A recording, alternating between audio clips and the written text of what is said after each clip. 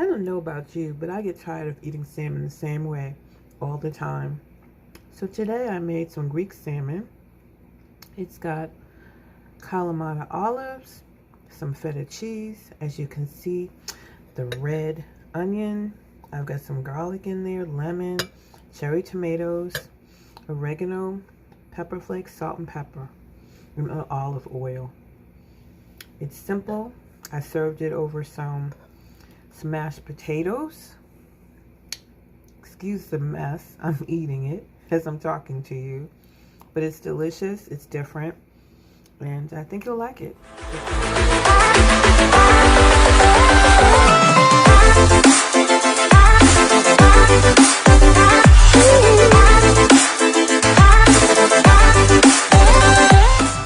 For the topping, I put some grape tomatoes or cherry tomatoes, some feta cheese. I have some oregano, red onion, garlic, olive oil, a little bit of salt and pepper, and some red pepper flakes. I put this in the refrigerator to marinate for about 10 minutes. While that was marinating, in the meantime, I have a piece of salmon. I lined my baking dish with lemon and red onion, as you can see. I'm going to put this in the oven for a few minutes. I'll take it out and then I'll put the topping on it.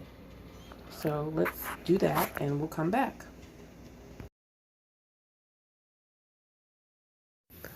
Place the salmon in a 375-degree oven for 18 to 20 minutes. When it's done, you take it out and you add the topping. Doesn't this look good? You can serve it over potatoes, pasta, rice, quinoa. It's your choice. The recipe will be posted below. Thanks for watching. Oh, please like and subscribe. Stay safe, be well, and I'll see you next time. Bye.